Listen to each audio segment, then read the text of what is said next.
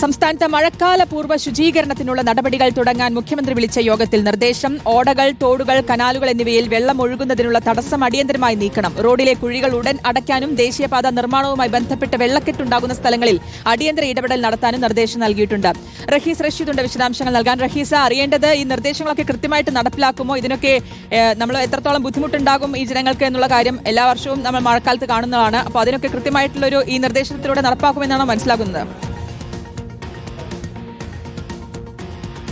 ശ്രുതി, മഴയും മഴക്കെടുതിയും തുടങ്ങിയ സാഹചര്യത്തിലാണ് മുഖ്യമന്ത്രി വി.ഡി. സതീശൻ അടിയന്തരമായി ദുരന്ത നിവാരണ അതോറിറ്റിയുടെ യോഗം വിളിച്ചത്. വിശദമായ ഒരു യോഗമായിരുന്നു. രാവിലെ 10 മണി മുതൽ ഏതാണ്ട് ഉച്ചവരെ യോഗം നീണ്ടുനിന്നു. അതിലെടുത്തിരിക്കുന്ന തീരുമാനം, പ്രത്യേകിച്ച് കഴിഞ്ഞ മാസങ്ങൾ എന്ന് പറയുന്നത് തിരഞ്ഞെടുപ്പ് മാസവും സർക്കാർ അധികാരത്തിലേൽക്കുന്ന മാസവുമൊക്കെ ആയിരുന്നു.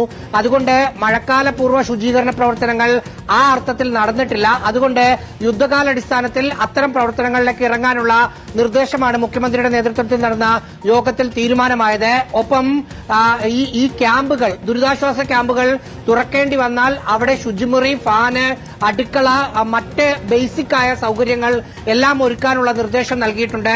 ഓടകൾ, തോടുകൾ, കനാലുകൾ അവിടെയൊക്കെ വെള്ളം ഒഴുകാൻ പറ്റാത്ത തരത്തിൽ ഏതെങ്കിലും തരത്തിലുള്ള മരങ്ങളോ മറ്റോ വീണ് അല്ലെങ്കിൽ വേസ്റ്റുകളോ ഒക്കെ കിടന്ന് അത് കെട്ടിക്കിടക്കുന്ന സാഹചര്യമുണ്ടെങ്കിൽ അത് അടിയന്തരമായി മാറ്റാനുള്ള നിർദ്ദേശം നൽകിയിട്ടുണ്ട്.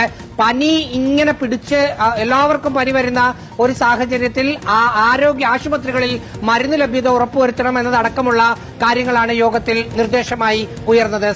വ്യക്തമാണ്. റഹീസ് റഷീദാണ് വിശദാംശങ്ങൾ നൽകിയത്.